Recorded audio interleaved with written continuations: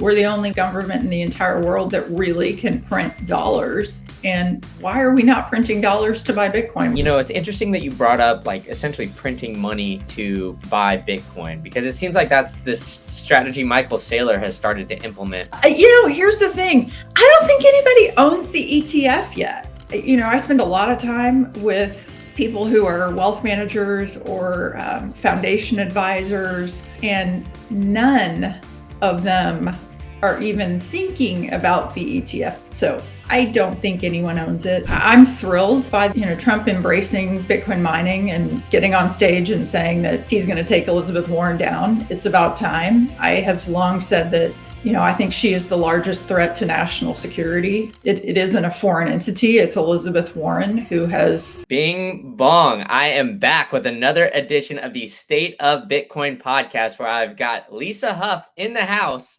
live and in the flesh, or well, I guess virtually now, but we're going to dive into a bunch of different topics, including the regulations and everything like that surrounding it. But you have a background in traditional finance. You're in some managing partner stuff with the ETFs and some of the Bitcoin regulation stuff. So I want to kind of start it off the bat. How are you looking at the new ETFs being launched and rolled out with the massive amounts of inflows? Are you seeing it as a surprise that traditional finance and the average Joe is getting so much into Bitcoin so quickly with the launch of these ETF products? I love your energy. Thank you for having me, Brandon.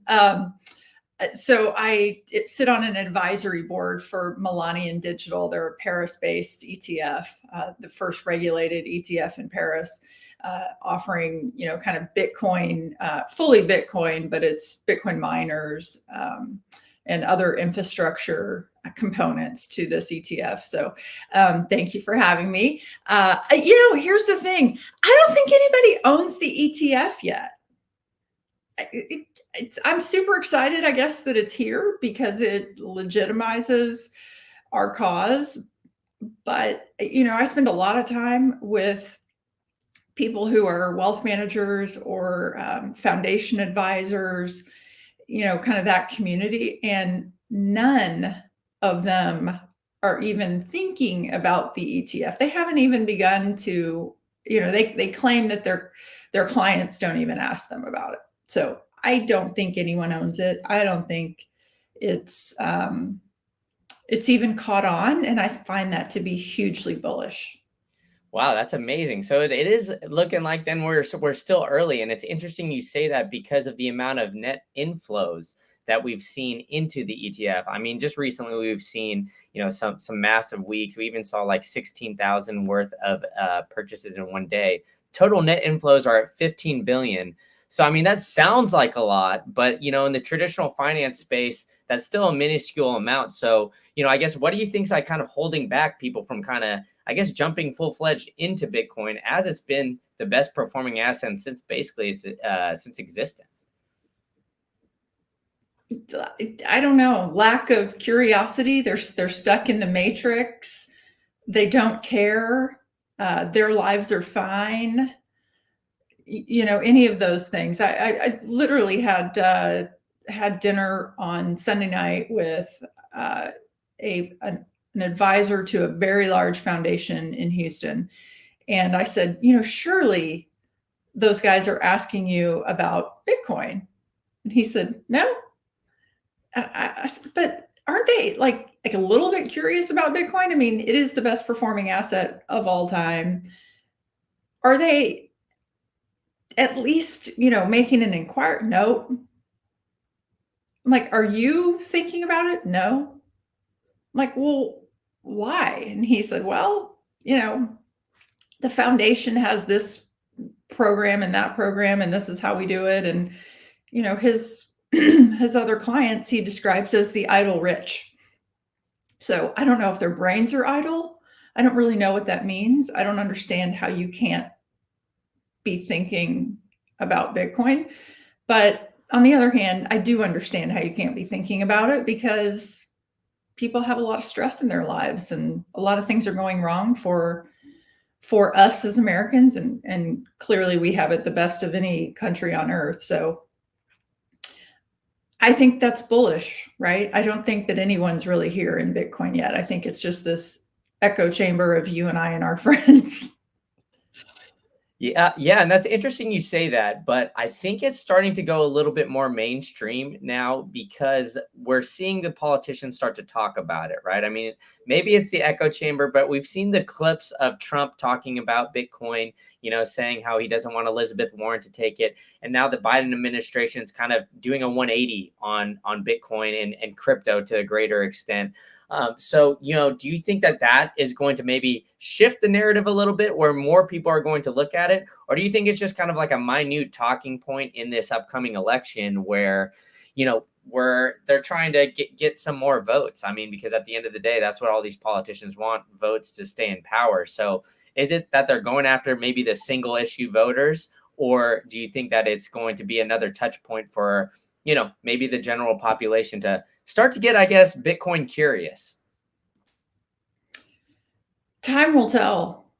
I'm thrilled by the Trump, Trump embracing Bitcoin mining and getting on stage and saying that he's going to take Elizabeth Warren down. It's about time. I have long said that, I think she is the largest threat to national security. It isn't a foreign entity. It's Elizabeth Warren who has diverted the conversation in such a direction that it's been derogatory towards this, technological innovation, but way past technology, a way for us to strengthen the national security of the United States, right? If you think about what makes a country strong, you think, military, economic strength, and then your diplomatic alliances around the world. And for us to allow so much of the conversation around Bitcoin mining to be negative, I think is just, I don't know. It's been disappointing that we are the innovators of the world, that we are the creators of, the Apple iPhone, that we invented electricity, that we've had all these remarkable things that have moved humanity forward over time, and yet we're ignoring the one that really moves the needle for all 8 billion people.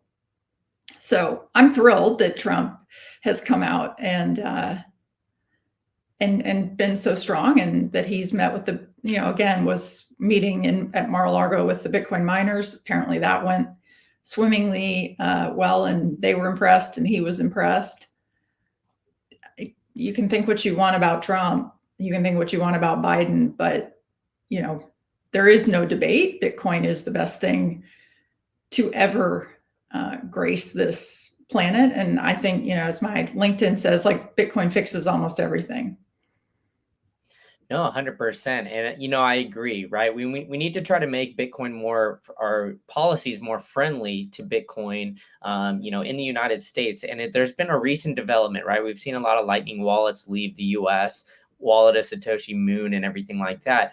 And so it seems like there's almost been an attack from the SEC, the Fed, all that on the Bitcoin banking system, right? Like kind of being able to take control of that ownership.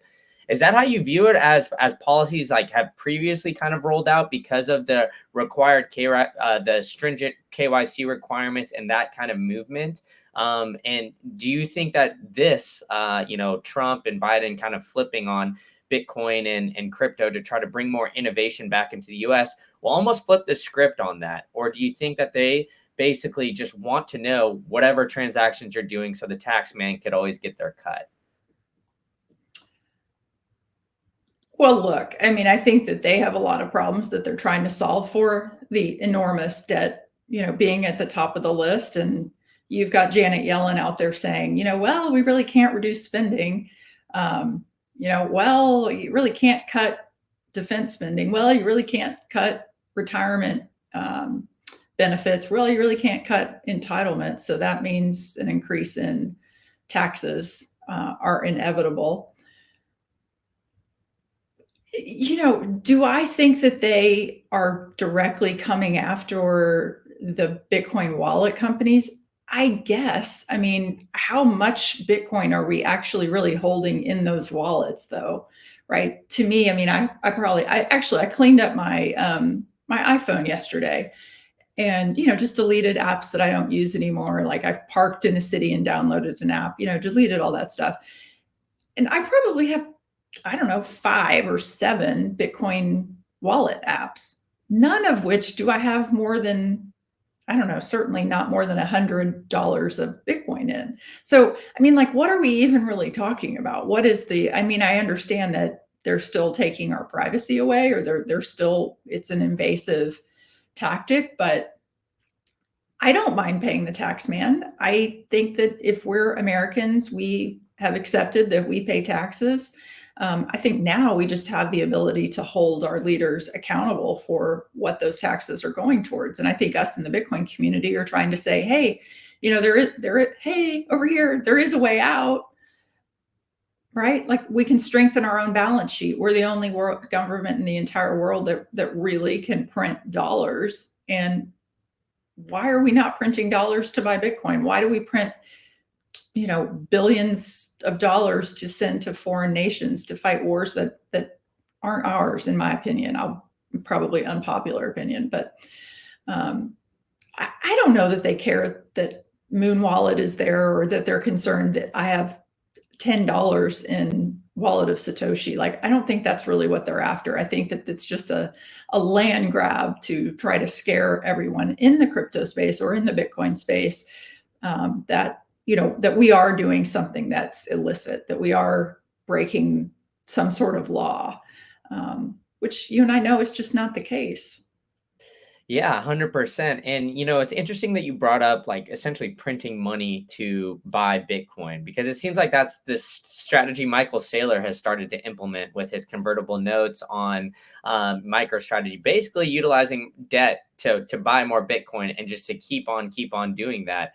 I actually tweeted this out like just before we came on here, and I've gotten kind of mixed reviews on that, because some people think like, all right, you're utilizing the traditional financial tools, and which is opinion, I believe, to basically, buy up new Bitcoin, almost like shorting the traditional system in order to get into the new system.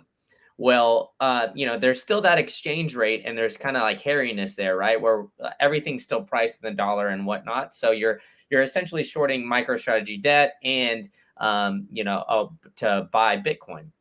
Well, on the flip side of things, if the US were to print money and buy Bitcoin, wouldn't that just like flip the system all on its head and almost cause like an immediate collapse and kind of accelerate that Bitcoin adoption? And that in turn would be almost bad for the US? Or do you see that as like, maybe a potential positive, because no matter which way it goes, it would like inflate the Bitcoin price, which would make number go up? Are you looking for the best way to store your seed phrase? Well, I've got it for you. It's Stampseed. They've got the #1 punch place where you can order a full-on package where they've got every single thing. They've got all the letters. You could just get it in there.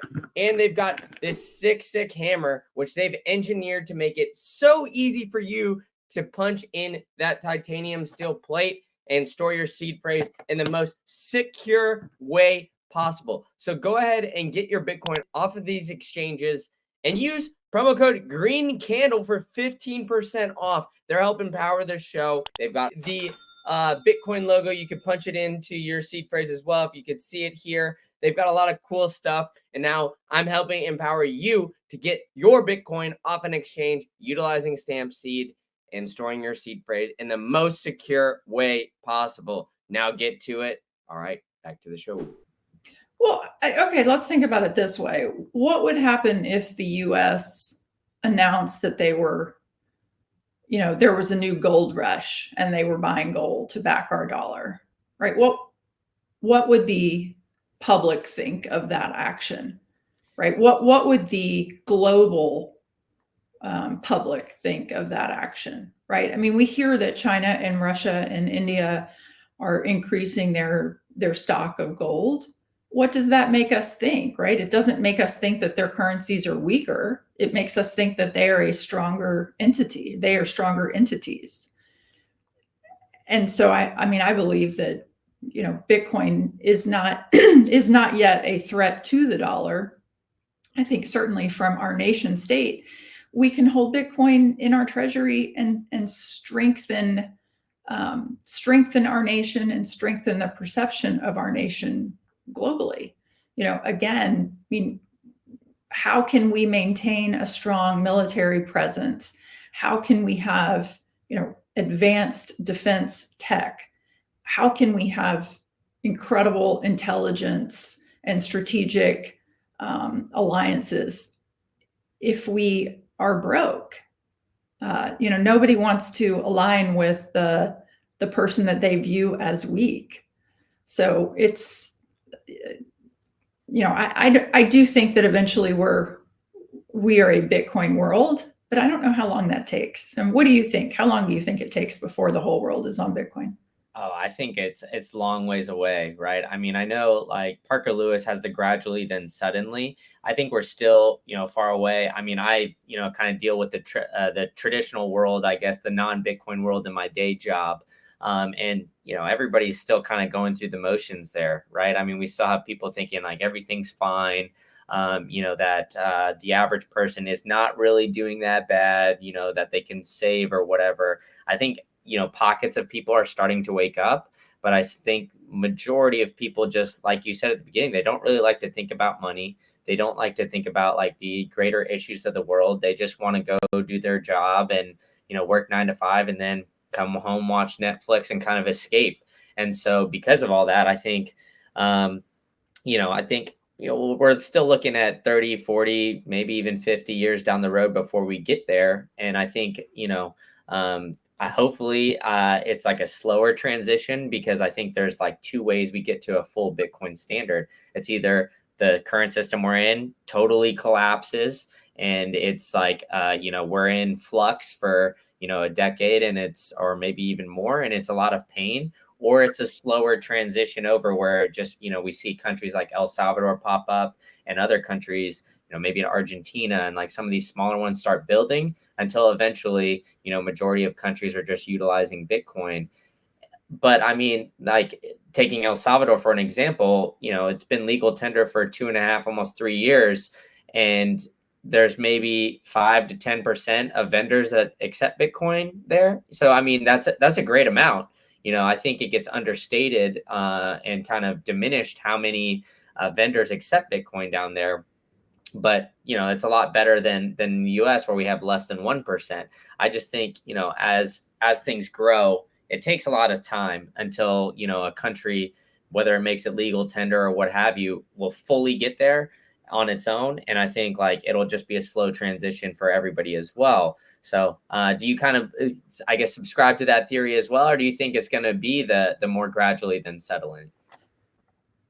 Okay, so let's go back to what you just said. You said, well, El Salvador made it legal tender a couple of years ago, but yet a small number of vendors are actually accepting it. But what is our perception, the US perception? Maybe it's just limited to Bitcoiners, but what is the perception of El Salvador today versus the perception of El Salvador 10 years ago? Yeah, right? 100%. We view it as much stronger, right? We view this complete transformational project that has been El Salvador over the last, whatever it's been, since Bukele came into office. I mean, if folks have not watched the Tucker Carlson with Bukele, like that you just turn this off. Sorry. After you're finished with this, like go watch that. It's incredible to me how El Salvador was able to round up all of their gangs. They really had a very small police force. They had no real standing military. They have no nuclear weapons, right? They have no Department of Defense that's littered with generals and admirals that went to West Point and the Naval Academy and, all of these grand institutions or these places that have been a signal of strength. Like they have none of that. And yet they got their country, I think he said that it's their murder rate is like 2 out of 100. Like it was the most dangerous country on earth, and it is not the safest, but one of the safest. It is the safest in our part of the world. I think maybe Switzerland is safer and some places in Europe, but I mean, it's a lot safer than the US. You don't see people breaking into, there's no footage of folks breaking into the local stores in El Salvador stealing stuff, and the police just standing around looking at them going, this is normal, right? Like, go watch the Bukele interview with Tucker. It's the perception is that El Salvador is gaining strength.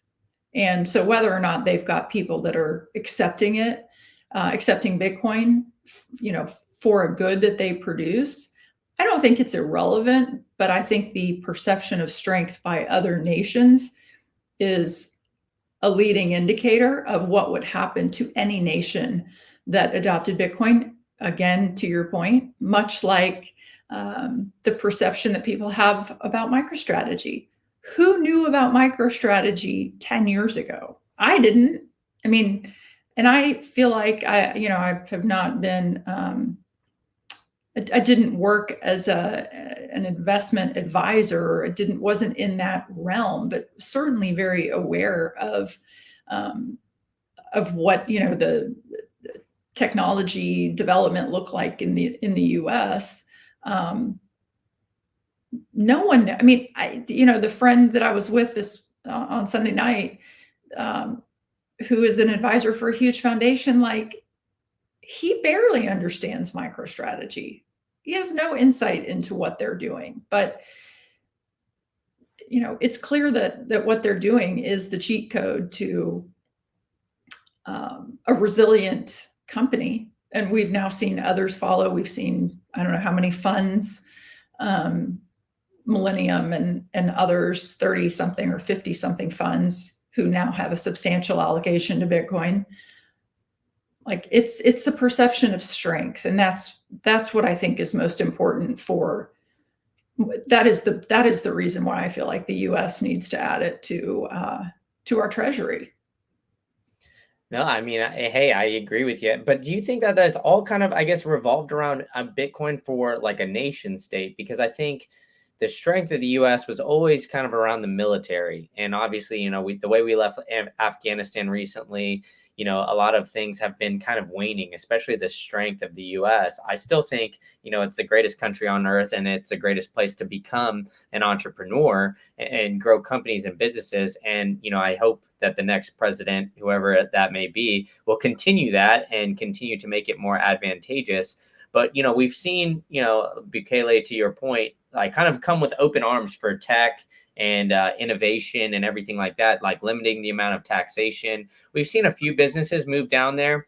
Granted, I don't think we're going to see flocks of major businesses outside of the Bitcoin world move down there. But do you think that that's kind of a growing trend that we need to get on as well, where, we're kind of more accepting of the innovative things, and we're kind of limiting that, because, there's been a lot of policies lately that have done the opposite, kind of pushed us away.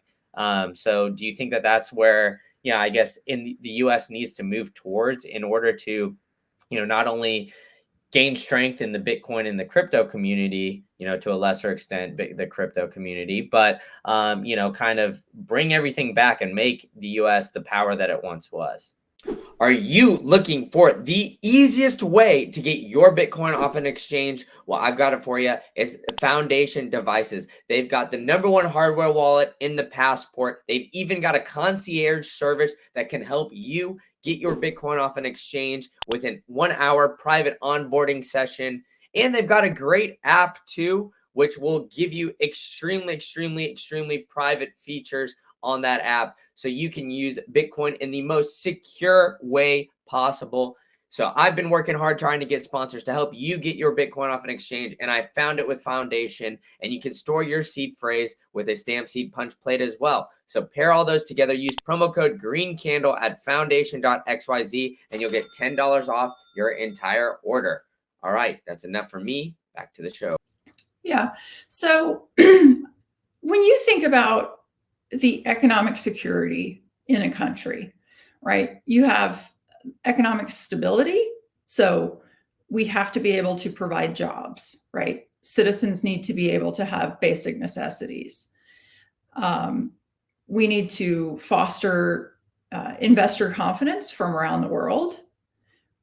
Then we need an industrial base for manufacturing. We need to be a place that's friendly for businesses to be successful. And we need energy independence. So all of those are part of the economic security of any country. We have been known for the innovation that takes place here. I think we're also, obviously you've mentioned military several times. But also innovation and also our academic systems, right? We've produced amazing scholars. And, as the mom of a college age child, like not all of those kids who attend these shiny schools are getting out and getting jobs. Many are going to take, hourly wage jobs at places that they never thought that they'd work. And why is that? It's, why would we do anything to thwart innovation and to thwart a sector that not only provides for, basic necessities like jobs and income and,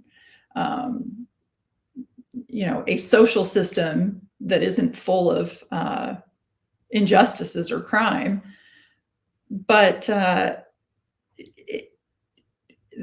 one that is, again, that is viewed by others as a stable place where, here's where innovation happens. Here's where leaders live. Here's where people build amazing quality of life. And I think, maybe for us, a few minutes ago, you said something about, people just don't see it, and I think that for us, we are able to maybe see it because we're living in two systems. Jeff Booth says famously, you can't see the system from within the system. I feel like I live two different lives. I feel like I live this life inside of the Bitcoin community, and then I live my normal life, right, with my family. And I spend a lot of time at a public hospital that's here in Houston with one of my family members. And I look at those nurses that are down there who are union members who, maybe make $18 or $22 an hour and then pay tax on that. And they're tired. And they're like in these hopeless, almost dead-end jobs because the world around them is so expensive. Like there's no way out. Like when did we turn into this country where we feel like we're just in a downward spiral? Like this is supposed to be the place where dreams can flourish, right? The land of opportunity. Who actually lives that life anymore outside of the Bitcoin community? I mean, to me, that's the best thing about Bitcoin is that once you see it, you have this sense of hope and purpose. And I think this is why you are here today and I'm here today, right? Like we have this sense of hope and purpose that this is the only way out, right? Bitcoin is the way. If we want to be back to a place where, America is the land of flourishing dreams, we must have Bitcoin. Yeah, and that's well said, and I love that. But yeah, I mean, I agree with you 100% too, because I mean, I remember my grandparents, and even like when I was a little bit younger, my parents would talk about, saving your way to, basically, being frugal, kind of putting it in the bank account. It's safe, secure. to be honest, like we've kind of turned into a gambling country because of that, right? I mean, we've seen the emergence of a lot of, gambling things pop up. We've seen the emergence of, the shit coins, crypto tokens, kind of people going into that with the GME craze. And I think that's, product of the environment that we're in, because you can't save your way to financial freedom and wealth. People feel like there is no way out. They're looking to make a quick buck because of that. And I think that kind of starts the degradation of the society that we're in, is like, because of the fiat system and just like losing the value of your dollar, you go and spend it on ridiculous things because, hey, your dollar is going to be worth less tomorrow than it is today. And I think that's just kind of, unfortunately, the way we're going. But yeah, like you said, I think Bitcoin is the way out. Bitcoin is the greatest savings technology there is on planet Earth and ever been created. So, and I think, more people are going to wake up for that as they look for a solution. And one of those great solutions that you can kind of, take advantage of is the self-custody aspect of it. And I kind of want to get into that because you have a lot of experience working in that realm. And it seems like there is some hairiness around the the regulations around that. It seems like they're kind of trying to discourage self-custody, whether it's like the KYC requirements or whatnot, whirlpool stuff, attacking a lot of these developers who are helping you. Not, I wouldn't say, I don't know what a better way word is than try to hide it, I guess, but to try to keep your wallet private and secure. So, do you view it as that, as more of an attack on, the Bitcoin banking system, so to speak, of holding your own keys and going at it that way? Or do you think it's, kind of like what I was saying earlier, that they just want to know what you have and where you have it?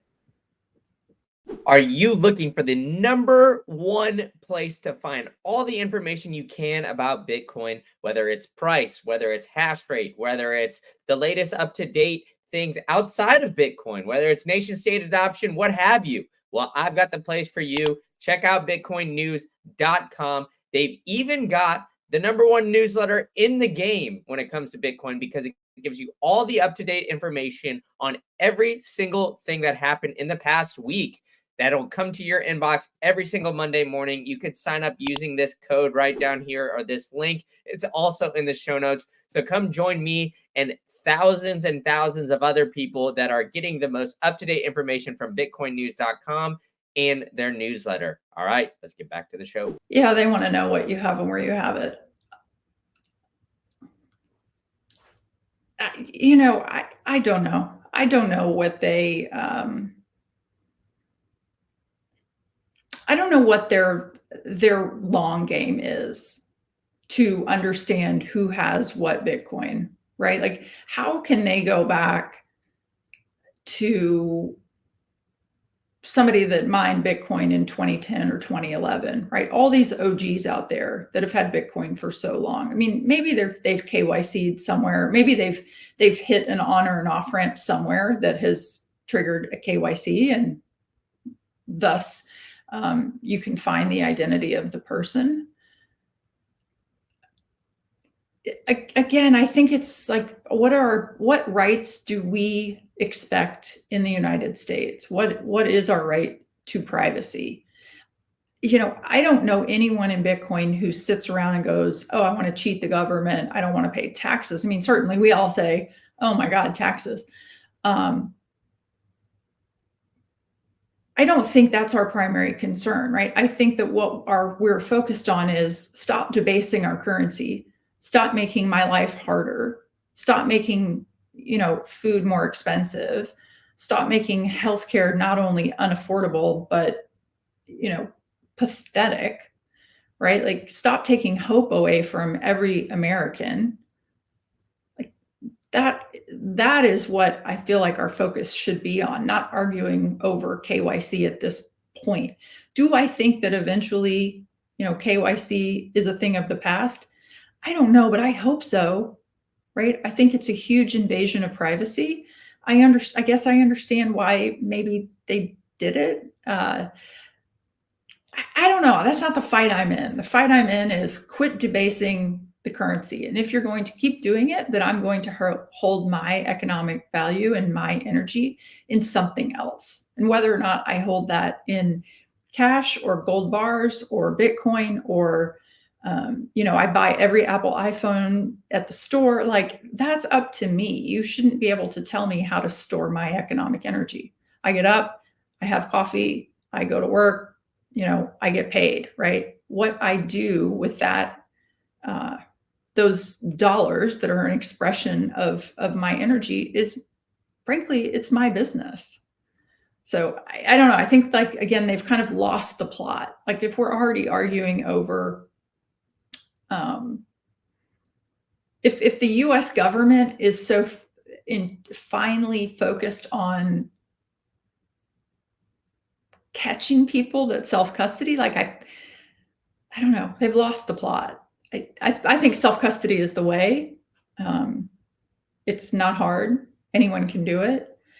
I think multi-sig is, it is what all public companies will end up doing. Right now, the public companies and ETFs, as folks widely know, are using very large custodians. I think the risks that are inherent in those custodians is enormous.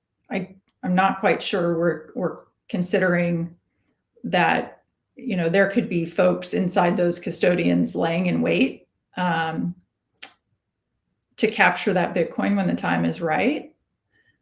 Dhruv Bansal at Unchained talks about don't distribute the coins, distribute the keys. I do think that a distributed key setup will be the future for individuals and for publics. We have to be fundamentally aware of what Bitcoin was solving for ultimately, and that is counterparty risk, no matter how you define it. If you view counterparty risk as someone debasing your currency, or counterparty risk as someone that's involved in the security scheme of you holding Bitcoin, Bitcoin solves for counterparty risk. And how you hold your Bitcoin, to me, is as important as holding Bitcoin. And I agree with you there, right? Because if you have it in an ETF or you have it in some of these other places, right, you're basically having paper Bitcoin. You're not necessarily holding the true asset. So, I mean, I agree with you 100%. If you want the true power of Bitcoin, you need to hold it yourself, whether that's, a multi-sig setup or even, how, depending on your risk tolerance, a single key setup or whatever, but holding it, on your own, I think is the true power of it all. But it is interesting that you say that, countries and, institutions should hold it, have a distributed multi-sig setup.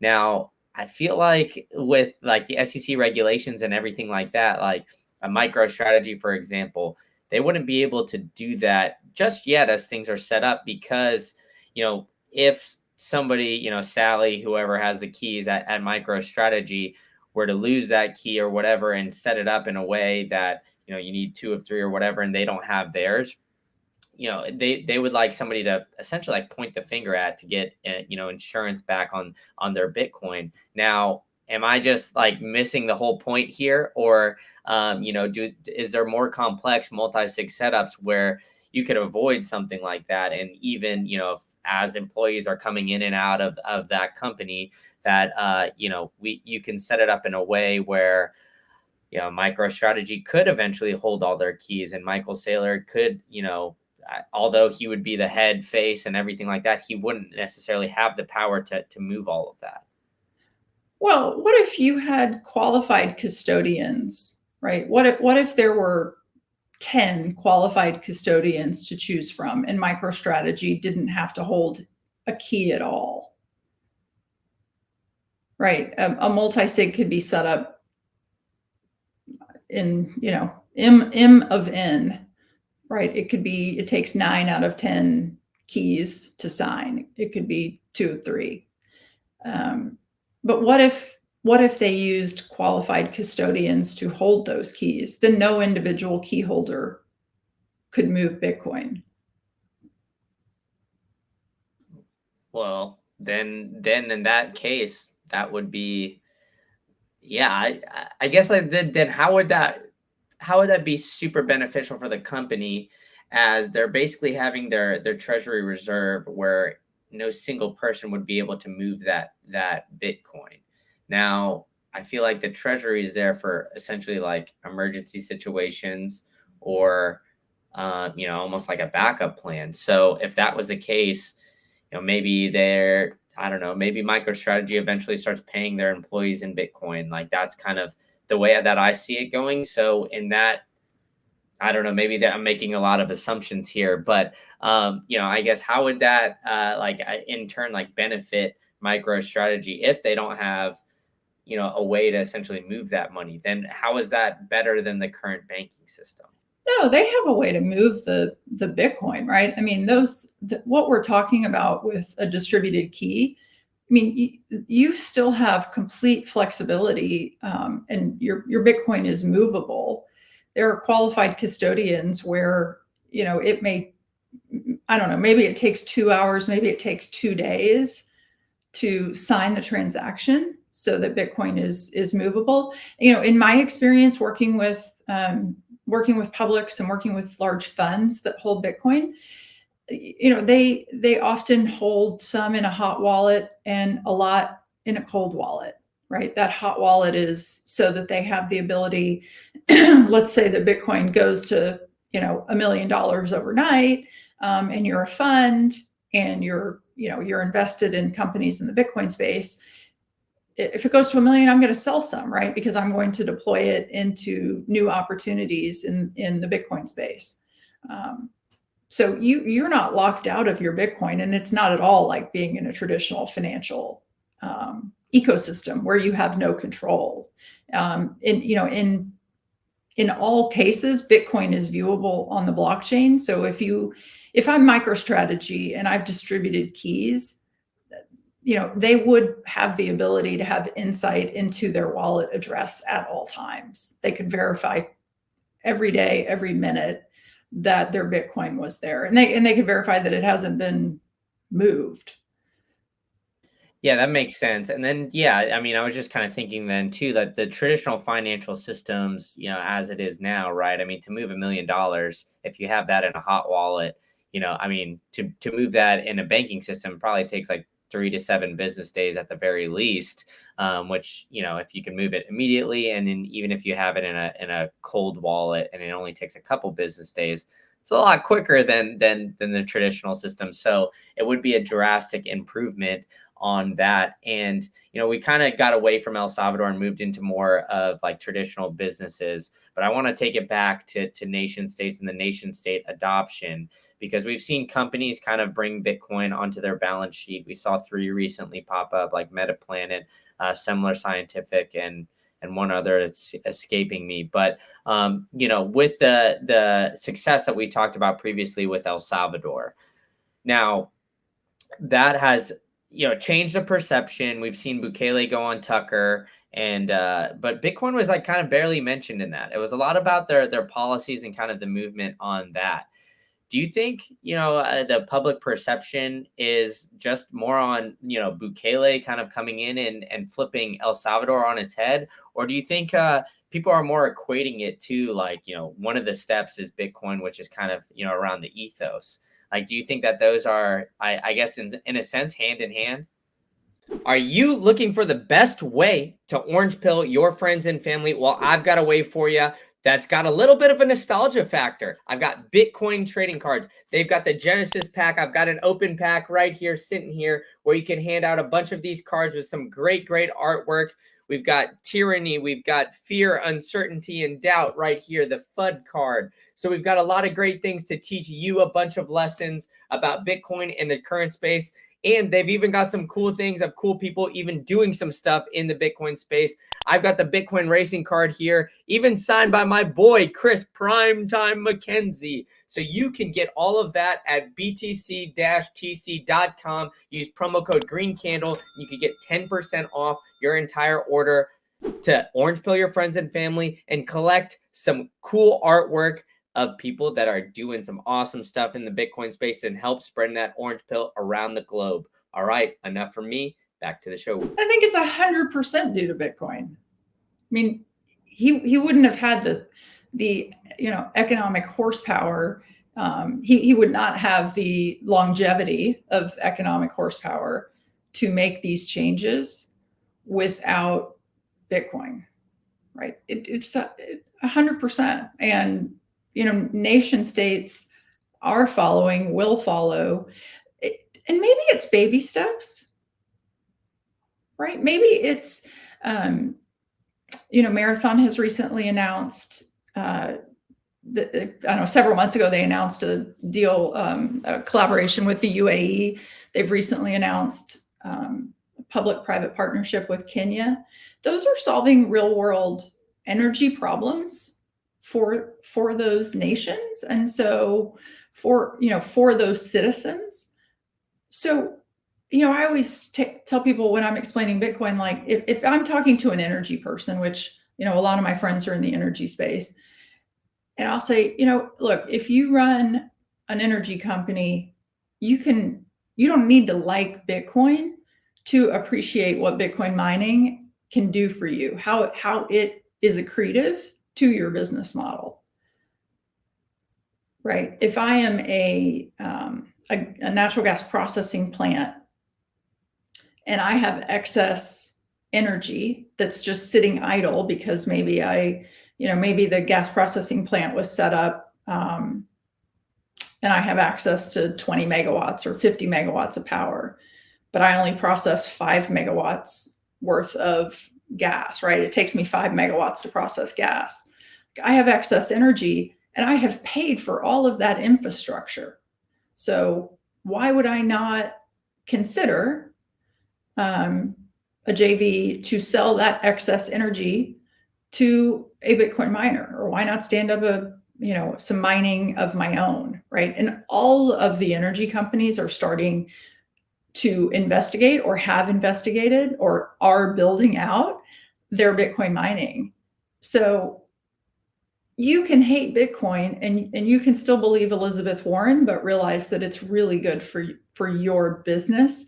And, I use the phrase monetize every molecule, right? You can monetize every molecule by using Bitcoin mining. It is literally like a portable midstream operator. So if I'm a gas producer, and this could be anywhere in the world, right? If I have natural gas and I have no pipeline or I have inadequate takeaway for my gas supply, I can use Bitcoin mining to monetize those molecules, right? I just turn the natural gas into another form of energy, which is Bitcoin. I'm not sure if I answered your question.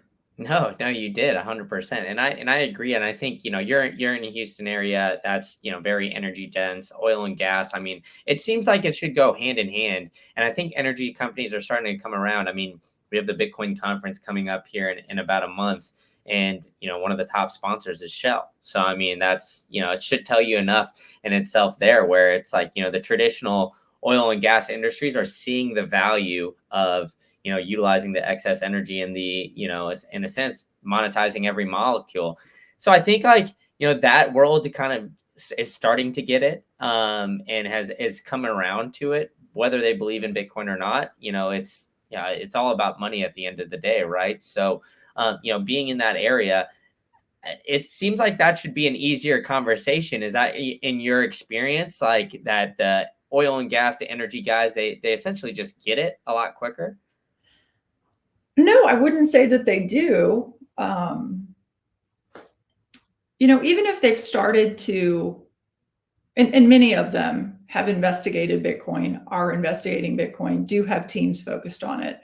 It's often hard to look at a financial model and think that this makes sense, right? Because you see the halvening every 4 years and you see the volatility of price. And so they start to go, ugh. You do have to have some belief. You do have to have a real long-term thesis on Bitcoin. I think for them to embrace Bitcoin and not just maybe they'll do a JV, right? If I'm a gas processing plant, a gas compressor station, if I'm a power generator, maybe I do a JV with a Bitcoin miner and I just sell the excess energy, right? That's easy peasy. Let me just sell the excess energy and that's accretive to the energy producer. I don't think we're at the place yet where they're laser-eyed, orange-pilled, Michael Saylor, this is the way. That, I think that's the thesis you and I and our entire Bitcoin community shares. So these aren't fast things to happen. It wasn't a fast process for me to understand Bitcoin. Maybe yours was, but it took me a long time and a lot of kind of false starts to really understand that this is the only way that I ever want to preserve my own economic energy. Like, I don't care what NVIDIA stock does. It matters not to me what the Federal Reserve does. That to me is noise, and I'd rather be reading a book or working in my garden or going to lift weights or Pilates, right? Like, I don't want that noise in my life. And quite honestly, no one needs it in their life ever again. We don't need to send kids to get an MBA to be economic engineers in a world of sound money, right? Like, maybe people find that interesting, but the pressure should not be on people to go get these high-paying, soul-killing jobs. The life is such a gift. Like, let's all figure out how to live our highest purpose, and figuring out how to preserve our own economic energy. If I'm buying GameStop, and that's going to, make me rich. Like, why do we allow that garbage to float around in our brain when you have the alternative of holding the safest, most scarce, precious asset on earth? Yeah, that's very well said. But we do have a lot of great things going on in the Bitcoin space, and we've kind of talked about the current system almost collapsing a bit. But I want to end it on a high note. So, what is something that you're seeing in the Bitcoin space that's making you super bullish going forward? What makes me super bullish is the number of young people that are out there spreading this message. I was glued to Twitter. I couldn't be at Prague this year. In fact, I've never been to Prague. I'm dying to go, but last 2 years I haven't been able to go. The number of young people. I mean, Jack Mahler's moderated a panel of kids that were like 14 years old. Like, what is more bullish than that? They are kids of the digital world. And so I'm not at all bothered when people who are, 50, 60, 70, whatever your age is, I'm not at all bothered. Like, if you went to a Blockbuster store and picked out a movie and you don't understand Bitcoin, like, okay, I got it. I understand. You grew up in the analog world. This isn't a natural thing. This may take you a little more time, right? It took me time. But if you're 14 and you live in the digital world and everything that you've ever done is digital, every picture you've ever taken, you've never taken a little yellow roll of film to the drugstore or to Fox Photo to get it developed, right? Like, those kids will never do that. The only person I've seen who's actually had a camera recently was Parker Lewis, posting from Prague that he took his Polaroid camera. I mean, I love that. But, those kids that were there, they live in a digital world. Of course, they're going to have digital money. And beyond the digital aspect of it, they realize the power of it. They realize that, they have their future can be protected, and all they have to do is own Bitcoin, right? Like, I'm mother of a college age daughter. It's frightfully expensive to go to college. I really hope that we stop this stress factory of trying to get our kids into college, the stress our kids feel about going to college. I don't know if somebody out there has done the math on what if we took, college tuition and just bought Bitcoin, and our kids did not go to college. Maybe they do go to work at a Starbucks, or I don't know what the math is on that, but I would have to bet that owning Bitcoin, if you are 20, if you are 14, if you're whatever, kind of in that educational age group, I would bet you that owning Bitcoin is the most powerful thing that you can do for your future, bar none. There we go. I love that. And you've been very generous with the time. So I think that this is a great place to wrap it up. So, Lisa, why don't you tell people what you got going on and where they can find you? And also, too, you were talking about, the older age. I actually got your trading card here, too. Oh. So there we go. So shout out to Bitcoin Trading Cards. So, they've got you there, and a little nostalgia factor for me because I grew up, collecting baseball cards. I don't even know if kids do that anymore, but yeah, it's awesome stuff. So yeah, why don't you tell people where they could find you and what you got going on? I love the Bitcoin trading cards, guys. I love Aladdin. They did an excellent job airbrushing that card, by the way. It's fantastic. Well, I'm speaking at the Bitcoin conference, and there's a mining conference the day before BitMine Converge. I think it's Marshall Long and Stephen McClurg are hosting a conference before the main conference. And I'll be at a ton of events. Me Premier Bitcoin, Generation Bitcoin, Bitcoin Students Network, the Veterans event. Yeah, if I can ever be helpful, hit me up on Twitter, hit me up on LinkedIn. The greatest privilege that I have had in my short sphere time spent in Bitcoin, because I feel like I got into Bitcoin yesterday compared to all these OGs. But the biggest privilege that I have had is being able to speak with folks that are builders, founders, thinking about working in Bitcoin. Like, it's a blast. That makes me bullish. 100%. And I'll put all that in the show notes, and I'll actually see you at the conference in Nashville. Maybe we should do some in-person stuff. I'll be there gallivanting around that city and figuring things out too. So Lisa, thank you so much. Yeah, congrats on your podcast. It's incredible. I went back and watched several of them. They're incredible. So congrats. Keep it up. Thank you so much. I really appreciate it. All right, Brandon. Thanks so much for tuning in to this great episode. If you enjoyed this one and you want some more content, click on the link right here and check out my latest interview with Tom Luongo. We get into it all. If you've known Tom, he's a wild one, so stay tuned. And if you found some value in this podcast, please smash that like button, hit that subscribe button so you get notified of the next videos. All right, I'll catch you at the next one.